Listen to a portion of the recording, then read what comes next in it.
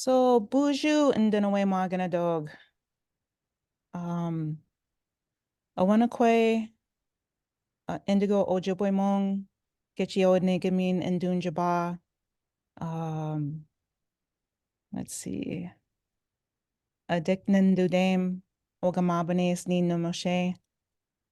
Hello, all my relatives. My name is Ivy Vineo. My pronouns are she, her, and I'm the daughter of a Grand Portage Band of Ojibwe tribal member and a Bahamian immigrant. And I live in Duluth and I work at the American Indian Community Housing Organization as their arts and culture program coordinator. AICHO is an Indigenous-led, people first nonprofit in Onegamine Scene, Duluth, Minnesota, which was established in 1993. Our executive director is Leanne Little Wolf, and she is a Leech Lake Band of Ojibwe tribal member. AICHO does so many things. We do housing. We provide housing, domestic violence shelter, family and culture programming, cultural arts center, Indigenous centered retail space, social enterprise, Indigenous food sovereignty initiatives, Indigenous health programming, and so much more.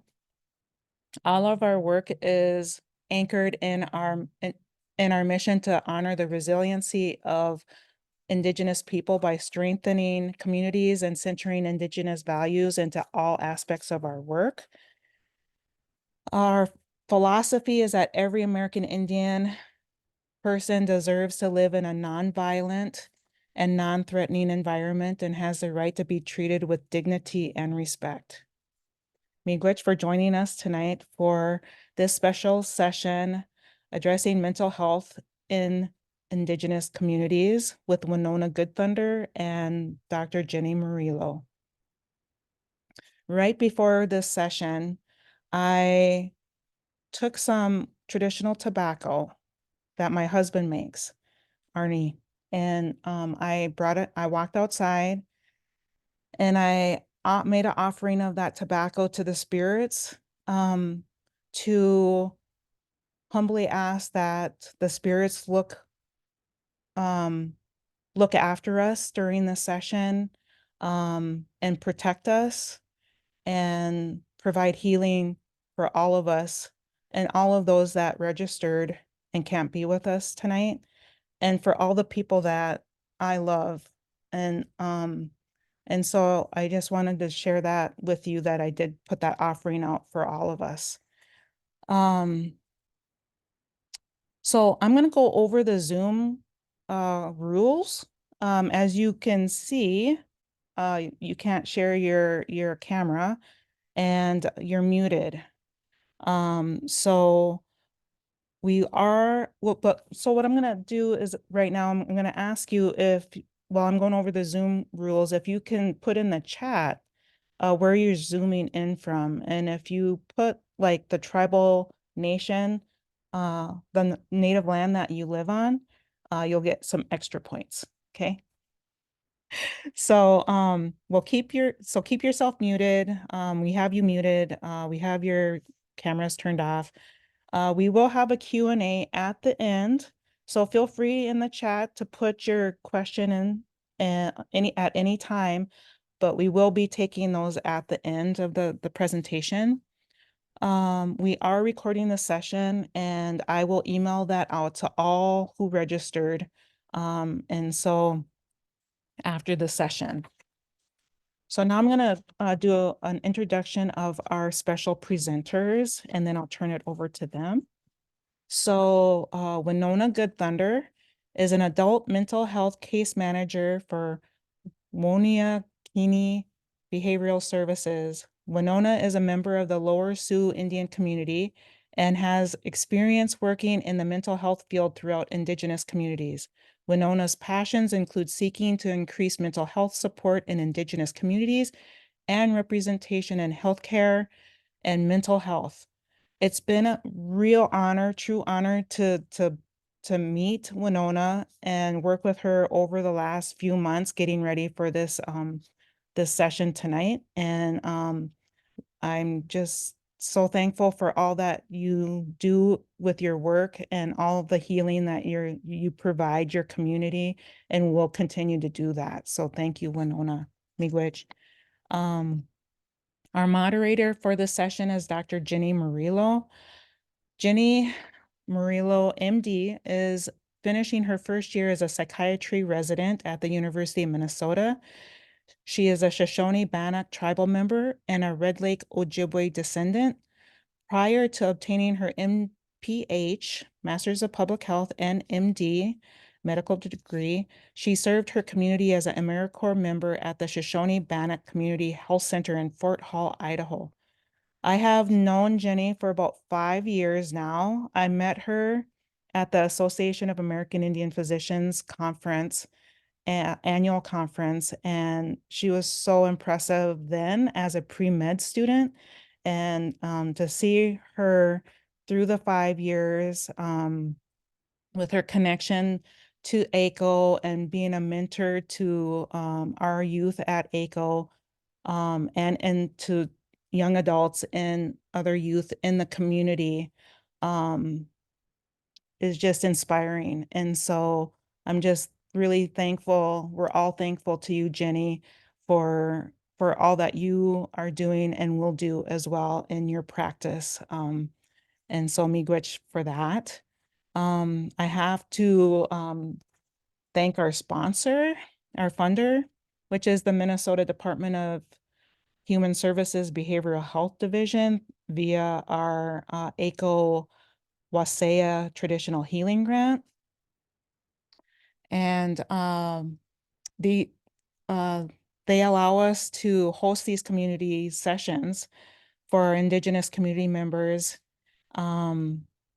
to connect and reconnect people with their heritage, culture, traditions in connection with learned ways to heal.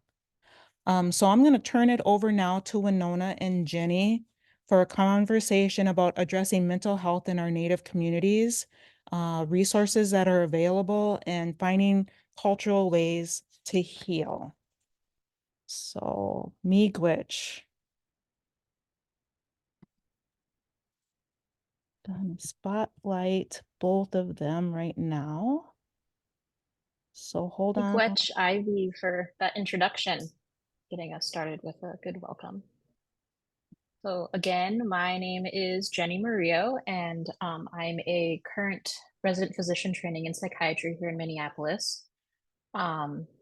This point of my training is really focused on like inpatient stabilization for mental health patients, and I work a lot with social workers and mental health caseworkers, so it's just my privilege to continue learning from social work. So I'm happy to be here, and I'll let Winona Goodthunder introduce herself and we can get started.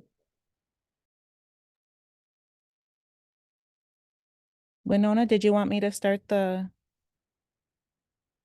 Oh, what happened here?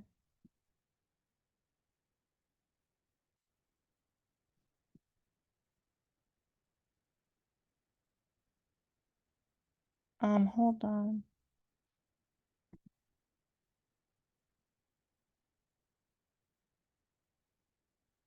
We're having technical difficulties.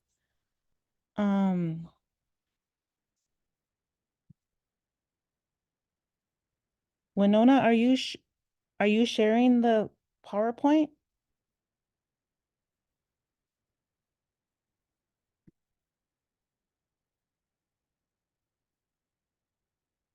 Okay, hold on. I don't know why you can't unmute. Oh, there you go. Okay. Yeah, were you guys able to see that before? Say again? Were you able to see the PowerPoint before? Yeah. Did you share it? Oh, yeah. Oh, okay, because I was gonna share it, but you can share it Oh, if, no, you, well, okay, okay. I'll share it. You're the Zoom wizard. I'm not the Zoom wizard, but More of a wizard than I am. let me try. Okay, so let me get, see, I'm like not the wizard.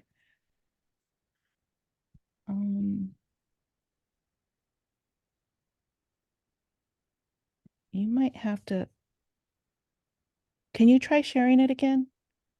Yeah. See. Sorry, folks.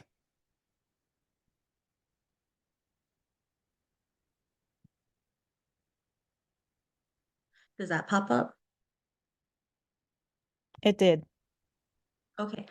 Ha Yushkian Wanshiankapi, Winona Goodthunder, Makiapie, Nish Wambadi, Dakoria Wambadi Horstewi, Demie, Damakota, Bedewa Kontuan, Himacha, Ishina Hedeha Himacha, Chanshayapi, Ed, Chanshayapi Otunwe Awati, Chanshayapi Demata, Obidatanka.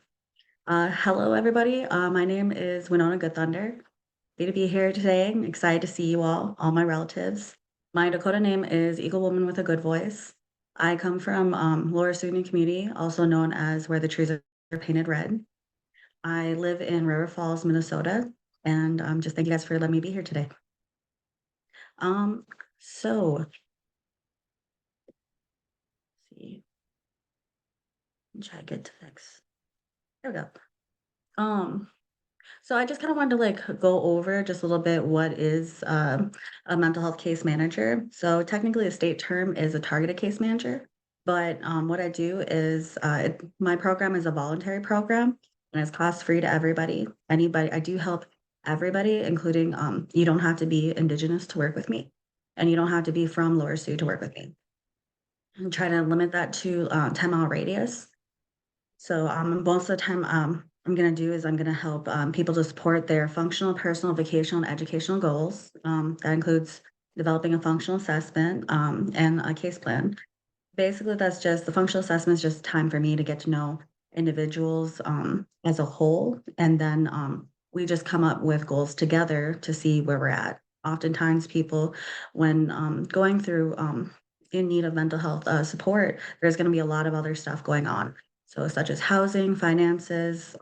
My job is to connect them to those services and to just kind of be like, kind of like the background, just connecting people and just making sure that we stay connected and communication, everyone on the team. I work for Woniya Kini Behavioral Services down on Lower Sioux Indian Community. The purpose of Woniya Kini is to provide access to mental health, suicide prevention, and chemical dependency resources.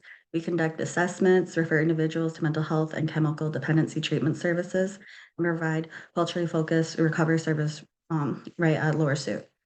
We like to promote physical, emotional, and spiritual wellness for Native American people through comprehensive treatment and traditional teachings for ancestors. We have a really amazing team at Woniya Kini. I'm very excited and proud to be a part of my team. Kind of consider them a little work family. We have 2 LDCs. We have Heather Arneson, who does chemical use assessments, and like our mission statement says, we can refer to inpatient services or outpatient, and we try to follow our clients. We have Corey Bill, who does intensive outpatient services. So we have a wonderful group. We really try to bring, we really like to bring cultural, traditional teachings. That one main one is through food. We really like to eat together and get cooked together with our group participants and really make them feel at home. We have our intergenerational trauma specialist, Brenda Anderson Powers. This is an amazing program. It's a skill building. She also does parent coaching. It's an nice addition to have someone to talk to in addition to the individual therapists and psychiatrists we have on the team and on site. And we also we're gonna have a children's mental health case manager coming again, but at this time we do not have one, but children's mental health case manager does what I do for children, and they actually follow them through school systems, IEPs, connecting them in those ways. And I can travel if my clients do go, if they ended up in inpatient, I can follow and just become part of those teams, and then I also follow them afterwards to go back to the community. So it's just a little bit about me. Just happy to be here. Thank you, Winona. So again, I'm the moderator, and I'm here to just kind of support Winona, and we're going to try and keep it pretty conversational. We're going to go through some questions that we compiled from actually the participants sent in. So we'll make our way through those and then also have time for more Q&A at the end. So first off, Winona, we'll start with how can cultural health practices be used to support mental health services? And maybe what are some ways you've seen this play out in your work? I think it's important to, I think number one, overall, like it's important to give honor to the way that people exist in this world, you know, like belief systems are very important and everybody has, you know, different ones. And as Indigenous people, we all, I feel like, have different approaches to how we view ourselves in our individual identities. I think it's important in mental health capacities, it's important to honor that. I think it'd be nice to see more education on I think it'd be nice to see more education on Indigenous lifeways for mental health. I think in that way, from what I've seen in my own personal experiences, myself, it kind of almost seems like sometimes the client feels like they have to have a teaching moment to their providers in order to help them to understand who they are. And I think more education and more acknowledgement of that, I think, is going to really, you know, really lift individuals.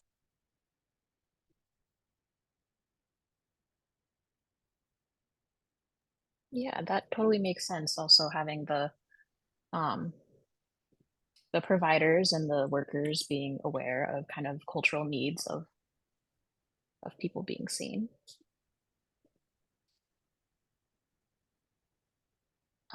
I guess for the next question, what are some of your thoughts on maybe more traditionally Western therapeutic techniques? How can we indigenize the way that we approach therapy and these mental health supports, especially for Native youth, kind of fostering that belonging? I think again, you know, just the awareness of, you know, indigenous culture in general, but also and that willingness to just have that understanding be ever evolving. Like I said, like every indigenous person is going to view their culture identity different. And then you add in different things like intergenerational trauma, like everybody's experiences are vastly different. I think it's important to give a voice and let the clients be heard. I think Western culture sometimes, for example, one I had one situation where I had someone who was just, you know, they were just, to me, when I heard this, all I heard was I heard it through a cultural lens. I had an individual that was talking about they saw they saw their grandmother was talking to them and they felt it in their soul. Upon reading the diagnostic assessment to help review it, it said hallucinations.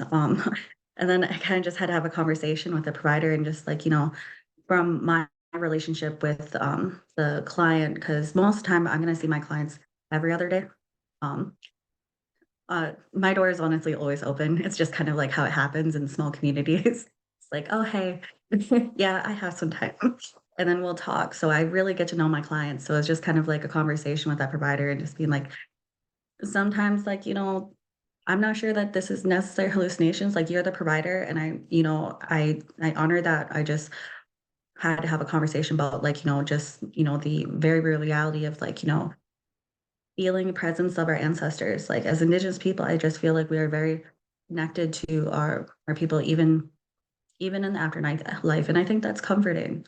You know, I think it would be depressing to think that there is no connection afterwards. And I think it helps us heal because there's so much unfortunate loss in our communities.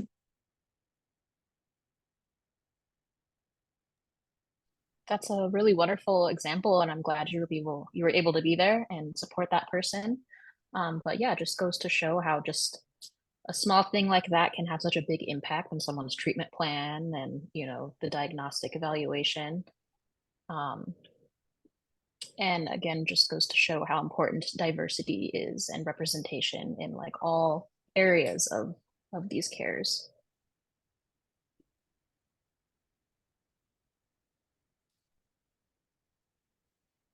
What are your opinions on some of the best ways to address changing the narrative about behavioral health in Indigenous communities? Do you feel like there's stigma that you often have to go against when it comes to mental health? I do. I think that too often it's still looked upon as almost like shameful to sometimes reach out for help. And I think it's nice to be able to, as we've grown, I feel like at Woniya Kini, I think it's nice to be able to have those like, moments where you get to see your clients like, reach their goals and from like some of the darkest times. And then I think just over time, like it's growing, like the amount of clients that we're seeing is increasing. And I think just like, showing them like, it's not really it's not like, not trying to label anybody, and our place is not a place of judgment. Very much, I go by with my, every single one of my clients, it's what we talk about in, my session with them is, "This is our time, and, it's okay," like, however their belief system is, and I just wanna support them and honor that, and then we find what's right for them. A very common thing is the um, if you don't, if you're not vibing with your therapist, like, like that is okay. Like, I'm not gonna force you to do anything. I'm in your corner. I'm here, like, what do you want to do? And then we pretty much just try to meet them where they're at and then connect them to the additional resources and then just, just advocate for them. And I think over time that has changed a lot of things.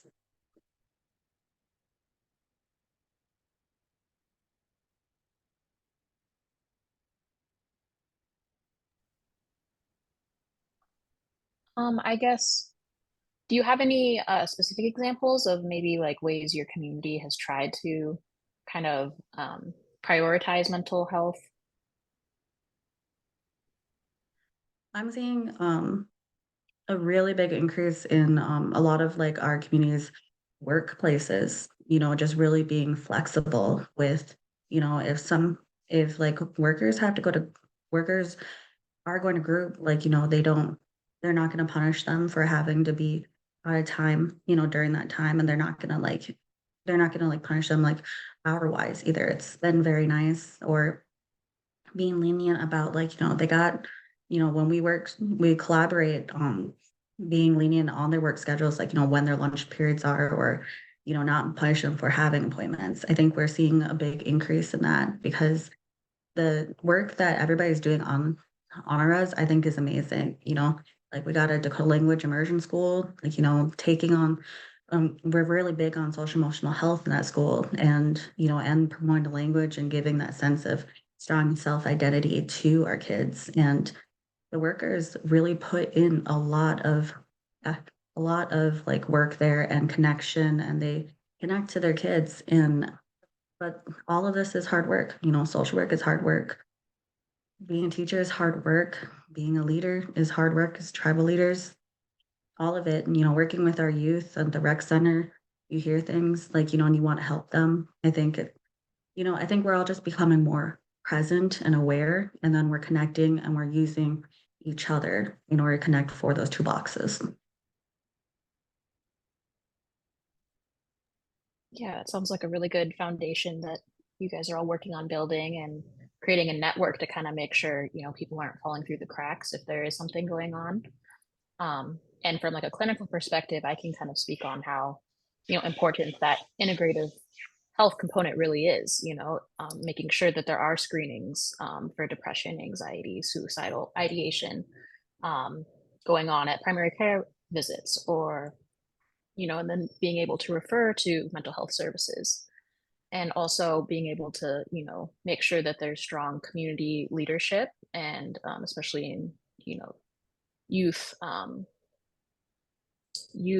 groups or at schools, like making sure that people are educated and like know, what things to kind of look for to pick up on if someone is struggling. So that's good to hear that you're having that collaboration. Yeah, for sure. Moving on to the next question. What are your thoughts on the culture of the greater American society that we've been born into? Whether this is toxic, kind of, and how does this impact our collective mental health as Indigenous people? Um, I thought about this one a lot, you know, and I mean, I think that it's unfortunate that, you know, we are basically, you know, we talked with Ivy about this a little bit, like, you know, it's about this specific question that, you know, it is kind of pushed on us, the idea of who we are as Indigenous people, you know, especially with it's like things with like, you know, media is getting better. Like, you know, we have Indigenous creators that are getting like our stories out there, but you know, for a long time, it's just like, you know, being born into this like, you know, having like 1 month where it's like, oh yeah, you're native or you know, I think that is damaging because I mean myself, for example, I'm Navajo, so I grew up with very long hair. We're not supposed to cut our hair until we are 18. And I actually kind of was treated really different because I had such a long hair. Like I had a very long braid, went right down to right past my butt. And it was just I looked different up here in Minnesota as opposed to if I was down in Arizona. And I think it's important, like, you know, like I just see different things like the school. The whole language immersion school, Cebu, Lower Sioux Early Head Start, and I see those kids and they just know who they are. They're being raised from in 6 weeks is the earliest you can be enrolled, and these kids don't think that they're different. They're Indigenous, they're proud, they're singing, they're dancing, they're speaking the language, and it is the most adorable thing in the world. They call teachers aunties. It's just like, you know, they're growing up in a very safe way and they just their cultural identity feels intact, and I think that is amazing. I think that's gonna be an amazing foundation for their mental health. I think for us, like, you know, I think it's important again, like, you know, I think it's very, very important to have that honor those Indigenous voices, and I think that goes for youth too, because often I think the youth that I work with feel like they're being told how to be, and they're living in a different time period, like my historical trauma is different. Like my time is different from like, you know, with my experience with my grandparents. And over time, over each generation, it is changing. And I think that we are all, you know, taking up the burden of like breaking our cycles and getting ourselves back to our culture, like learning what we can, because history did happen and take that from us. I think it's important to recognize that, like, you know, the youth also have their own experiences that are separate from us and they just want to be heard. You know, so most of the time if I meet with them, you know, I just really want to know what do you want? What is what do you want and how can I honor that? And then just really trying to talk about that with the team, whichever team that we have. We have an IEP team, we have a mental health team, we have a you know, child protection team, then you know, just really trying to honor that. And I think that goes for everybody, adults, elders, children.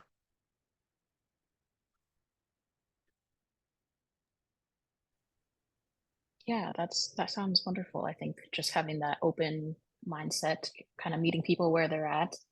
Um, and I think especially, everyone goes through their own identity issues and kind of balancing these competing values that we see, in the greater American culture versus in our own families and communities. And you can see that impact also in young people, whether they're, maybe in a more rural area, if they're in a reservation community, or maybe they're a little bit more detached and they're in a more urban environment. And people go through their own journeys with their families, also reconnecting to culture. And that can be really confusing for people who are going through, maybe a mental health crisis on top of all of this. So I think, yeah, good things Yeah. to keep in mind for sure. And I think too, like, I always kind of think it's funny. My sister is very well known. I'm very proud of her. She's done very amazing things. I could talk about her for hours. I only have one sister, but a very common thing I think too is the culture is the level of shame, along with like mental health. I think we often think that we have to be at a certain place in order to feel like we deserve to speak the language or something. We have to be certain. We have to learn so many words to be here to feel confident. And, I'm out here just still trying to learn. And I think that our ancestors would just be happy that we're learning. And I think that's important. So when I do like try to we do talk about culture when I do meet with my clients, I remind them of that. And then I just kind of remind them too, like my sister's a whole Dakota language teacher. Like she went to school, she started a whole school, like she's a director, like she's basically fluent in Dakota language. I'm struggling through Dakota language one. Um, but it's okay. I think it's okay to say that it's okay. We're not up here. I think we always hold ourselves really high, and I think it's important to be kind to ourselves. I agree. Yeah, being kind to ourselves and continuing to learn from each other in our communities, and just also acknowledging that we all have different strengths, right? And we all can come together to kind of help build our communities up in these ways that maybe we're struggling in the past. So going into the last question here we have is, what are some ways to support parents with mental health needs, or parents of young children and those children are exhibiting mental health needs? I think it's important to have like resources like we have Brenda, our intergenerational trauma specialist. Like I said, she also does parent coaching, and I think it's important to have like that time for parents to be able to say like like our sessions are all very informal. We're very informal where we are, and it's kind of like, hey, it's okay to break down today. I think often about my time as a MA. I was at children's clinic, newborn parents coming in, and they had like a list of questions written down, and I was just very. They were like, probably gonna ask us some dumb question. I was like, no. I was like, you created a human being. You had some time in the hospital, and then they pushed you out, and they were like, go mold a good person. Like that's a lot. It's valid that you're scared. Um, so then it's just, I think giving them support, like people like Brenda, where, you have that level of understanding and non-judgment. Like, she has her virtual times in the evenings, and parents can text her, and like have that time to vent. Like things are gonna happen. And I think having resources like our schools, like we have, like I work with, sometimes I actually have in the past partnered with the parents. I'll work with the parents, and then the children's mental health case manager work with the children. And then just giving those parents like a very common goal I have for my parents is self-care. And I'll give them a self-care kit, and I'm like, hey, no, before you walk out of here, and this is your homework for tonight. You're a parent, but you're also a person too. And I think it's important to take time for you. So it's really just trying to lift those parents up and let them know that I think resources like that are important to let them know that, they're supported too. And being a part of school systems and advocating for their teams, with the schools, and just being there, like I said, to advocate. Like different people's home styles aren't always going to be, Indigenous homes aren't always going to be the same as non-Indigenous homes. And I think level of understanding is important. If a parent is very boisterous and just very not filtered, it doesn't mean that they're not taking the situation seriously. It just means that um that's just how they are. I think we're very passionate people.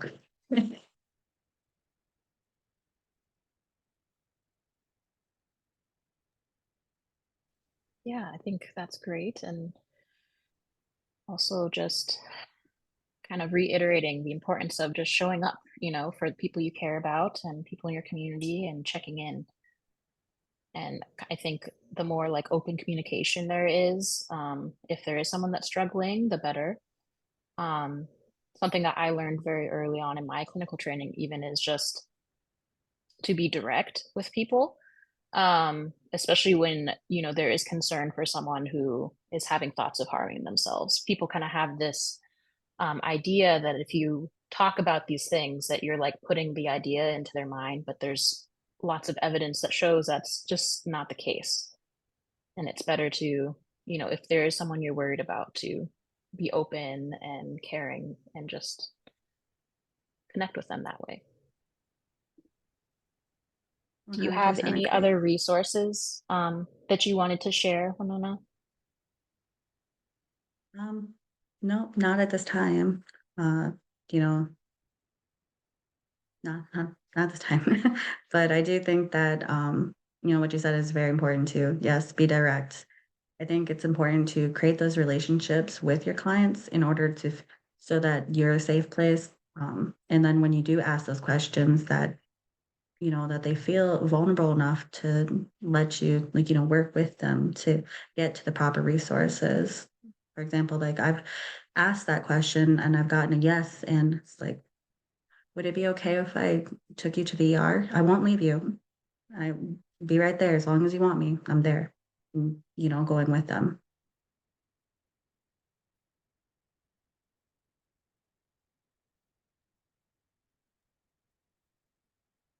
Okay. I guess any other final comments you have before we kind of move into some open Q&A?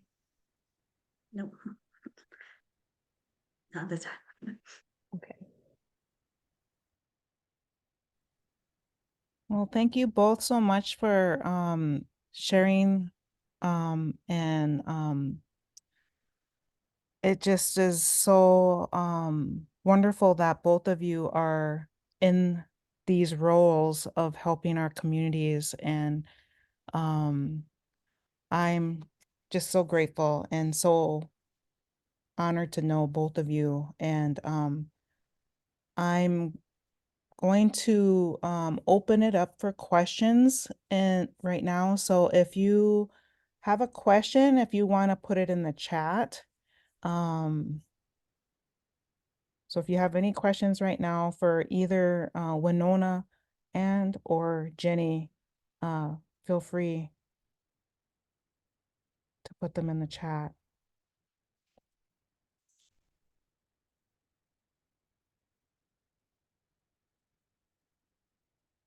Okay, I hear you, Nikki.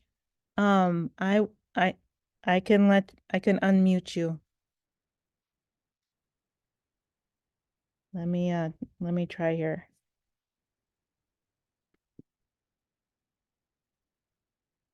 Yeah.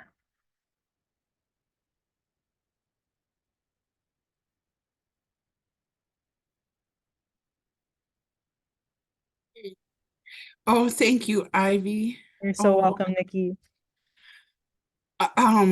I work for U of M Extension since November 15th, and they're doing this over there a lot. And I say stuff about it, and they just are like, well, that's just the way it is.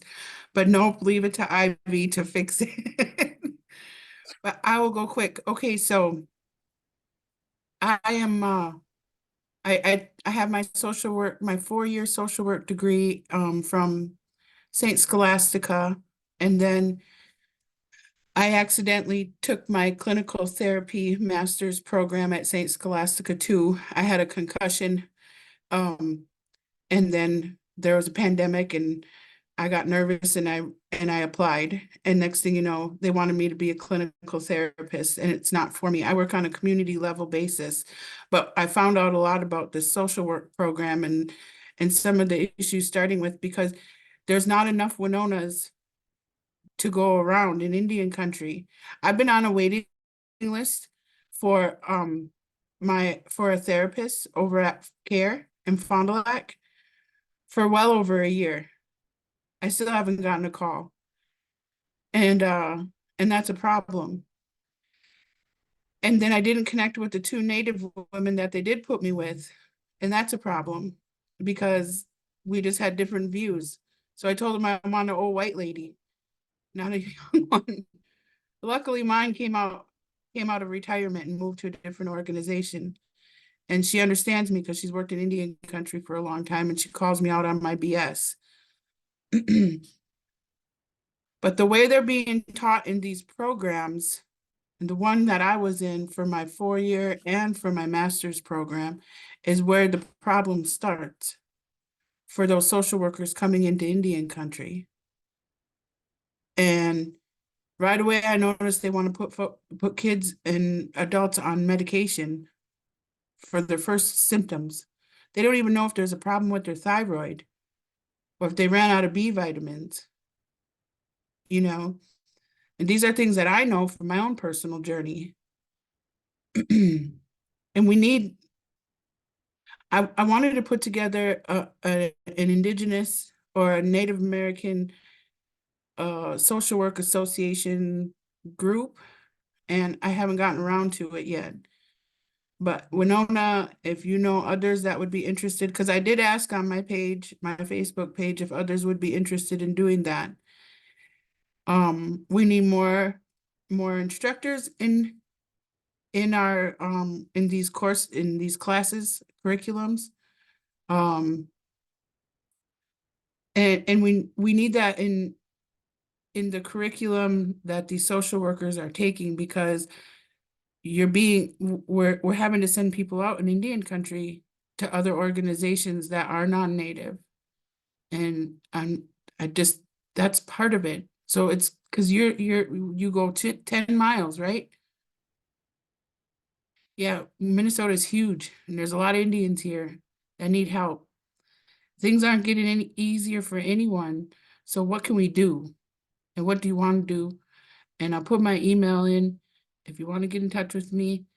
As part of the work that I do in extension is problem solving.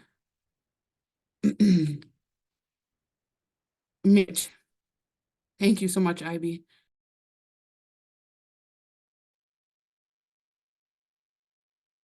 Thank you, Nikki. Yes, 100%. I would very much be interested in that, joining, with other Indigenous social workers. I think that's a very common thing. Like, I honestly thought about, like, I wish there was an Indigenous social worker support group. It'd be nice to like connect with others and just like, and continue that networking, like you said. And it is the wait for to get into therapy and and psychiatry sometimes is very long.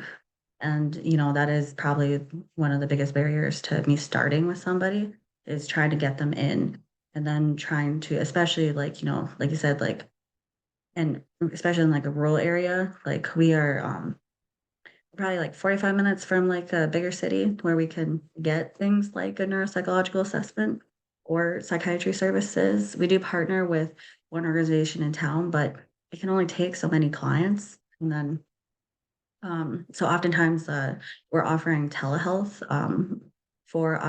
so we have our own iPad and then we offer that and try to offer a safe space. Like if they don't feel like they can do it in their home, we try to do it with us. But yes, I will definitely, and I hear you too. Like, it is, it is kind of difficult sometimes to, like, if it's not being taught in the classroom, it would be easier. I do think that it'd be nice, like, if programs would send students into Indigenous communities more often to learn more about us, as it is Minnesota's Minnesota, like, should know about Indigenous people. Thank you. Thank you, Nikki, for that question, and thank you, both of you. We do have a couple more questions. We have, can you explain the cultural healing framework you use for intergenerational trauma our communities experience?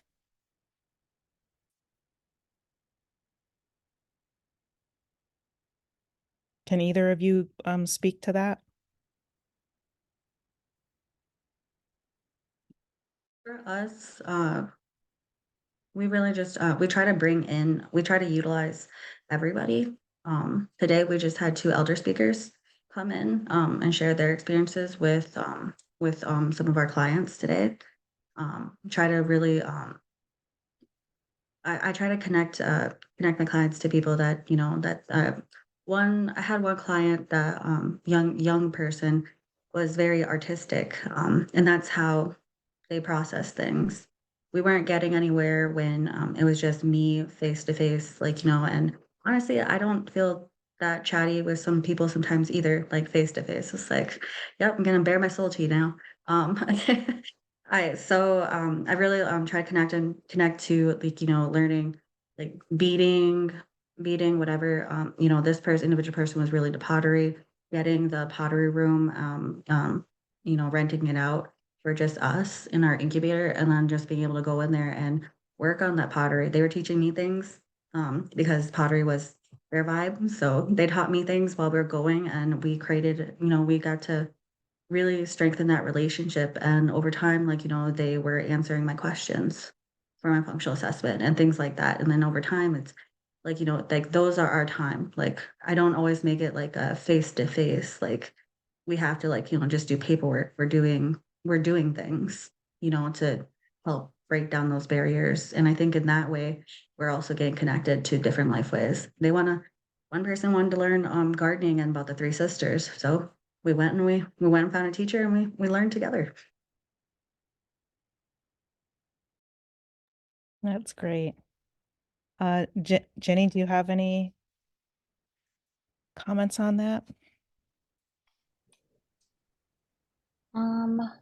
I don't think so. Yeah, for the point I'm at in my training, we definitely like in our formulations want to encompass all the social determinants of health and recognize, how trauma directly and also intergenerationally are creating, the systems that are causing the distress and the mental health kind of problems that we see clinically.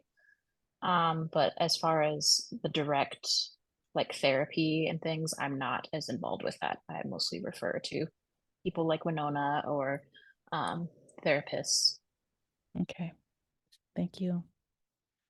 Oh, here's Larry Murillo has a question. What is your experience with community-based programs such as the gathering of Native Americans, white bison, working with medicine people, and other programs that address historical trauma? Give an example of how you address historical trauma with an individual and with groups of people.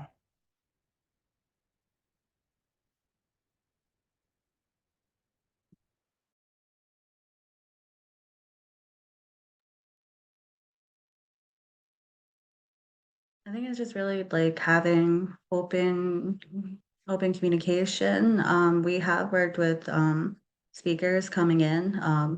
I think very much, again, it's we try to deformalize our our gatherings. We do have like this very much like this Zoom. We had we have ground rules, but then we very much tried to bring humor to almost every community gathering, and we just really like to let everyone be heard in a kind way. My experience with working with other organizations is pretty much that. It's like just connecting and just being open and understanding that whichever teaching is happening, it's important to feel safe about it, but also to because healing trauma is it's it's in the word is traumatic.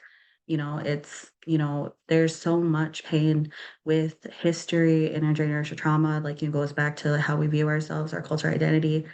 I think it's important for us to be there with each other in those moments, and to, like I said, I think, I don't think I've ever met a non-funny Indigenous person. Like, I think we're all hilarious. And I think it's important. I think that's how we heal.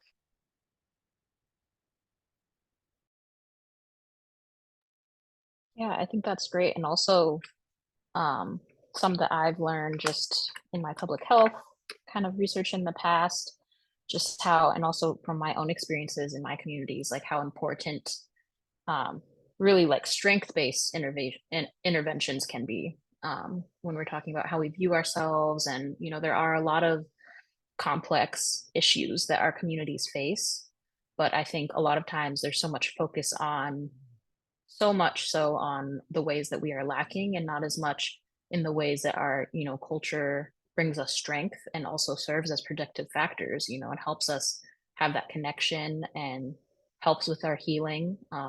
It's been shown to, you know, be a protective factor both for suicidality and also in terms of addiction, having that community support and connection.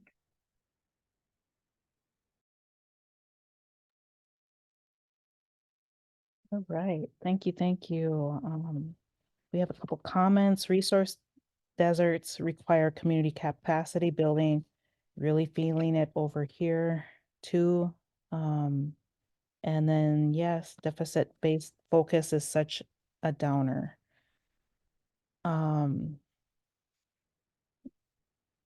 So we are getting close to our time, but I am curious about how you both got into this field. Like what inspired you to choose this field?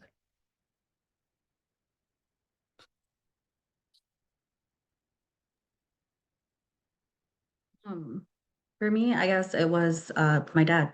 My dad actually had PTSD. He was a veteran. He coped with significant alcohol use. He couldn't stay sober because of his the memories that he had were so aggressive from his time in the military. Growing up, I actually kind of felt like I was more so like almost like a case manager for him, but that was just because as his daughter, you know, and especially Indigenous person, seeing the way that he was being mistreated sometimes was very frustrating. And, you know, I felt myself like grow a voice, like, you know, to support him. I remember one time we were at the ER, he was coughing up blood, and the doctors tried to turn him away, and they said, "No, he's a frequent flyer here. He's just, you know, he's a drunk. He drinks all the time. Like, you know, he's just gonna do it again." And they tried to turn us away, and then I had to say the magic words, "He's a veteran." And then that got them to admit him. And, you know, it was just always being by his side and then like, you know, helping to you know, be in those appointments with him. He didn't like going to those appointments. And I was kind of the pain in the butt daughter was there. I was like, "Hey, quit lying. You did this yesterday." And I think in that way, like, you know, I guess I always just envisioned, I wish that everybody had that, you know, I, you know, I know I fought, I, Summer was given like, you know, strength to do that for him. I know it was very hard on my mom and my sister, but I think that everyone deserves to have someone to advocate for them. I think that everybody goes through hard times and, you know, I myself have went through a hard time before. And I think it's important to, you know, let people heal, but and not, you know, just take them when they're down. And I think sometimes the system isn't really made for, you know, people who like, you know, don't know how to advocate for themselves. I think sometimes it thinks like, you know, like even calling, I'll call to set up an appointment with my clients because I think people don't even think about something as little as a receptionist tone of voice can be deterring to someone making that appointment. Someone thinks that that tone is rude, then they're gonna hang up. I've done it.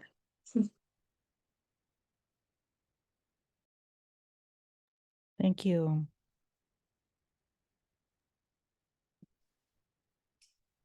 So my inspiration, I guess, or drive to kind of go into medicine was fueled by always, even as a young kid, you know, my interest in science, and I think just also my wanting to like serve my community. And then as I matured and spent more time, you know, in a medical context and, you know, seeing people directly in clinic and also in my, you know, family, extended family, community, seeing all the different health disparities that we face and like the lack of access to care, especially, you know, across the board, really in rural areas and even in urban areas as well. Just seeing how, you know, the system's not set up to help our people. And you can really see in a public health scale, you know, how our life expectancies are lower. We face, you know, higher rates of multiple, you know, chronic diseases. So I think just wanting to understand like why that is and what can I do to kind of help meet that need. And then also just being a young person growing up in my community and seeing that increased rate of suicide, specifically in young people, was something that always just, you know, impacted me. And I think when I first went into medical school, I thought I was going to do family medicine, and I was more interested in like integrative care, kind of those types of things and primary care. But as I got more exposure into psychiatry, it just made more sense for me to spend all of my time kind of on like what causes, you know, these illnesses and what are ways that we can intervene on a, you know, an individual clinical way, and then also in like a public health model for communities that are really struggling.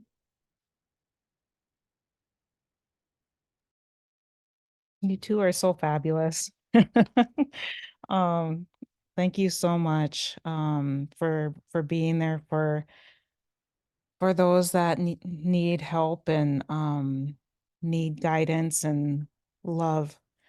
And I like the one person said, I wish there were like a gazillion of both of you in all of our communities. Uh there's at St. Scholastica, there's a class that's watching right now. Our class is very grateful. Thank you both so much, Jennie and Winona, for sharing your experience and knowledge. Miigwech, Ivy, and all. Miigwech to you, Elise and Leanne. Miigwech for what you do for the community. How can we begin to build a network of Indigenous representatives like yourselves already doing the hard work for caring for their entire community's mental well-being? How do we do that? I think it kind of goes back to back on what Nikki was sharing about connecting with each other and building upon that. But what are your thoughts, Winona, on that? I think it's that 100%. I always kind of like to think about it when I happen to pop on somebody that, you know, my work connects me to someone who's you know, gonna be in my network. And I pretty much like to phrase it. As boss always makes fun of me, I'm like, well, we're gonna become friends now. We're gonna become friends for a while. So then, you know, I just like, you know, put them like, you know, it's just networking and connecting, like you said, like, you know, meeting each other. The more I meet people in different networks, I get very excited because I know that then that's my network and I can call upon that, like, you know, to connect my clients to those resources. You know, I'm very excited. I got to meet like, you know, Jennie and Ivy. Yeah, yeah. Thank you. I think it's also important to um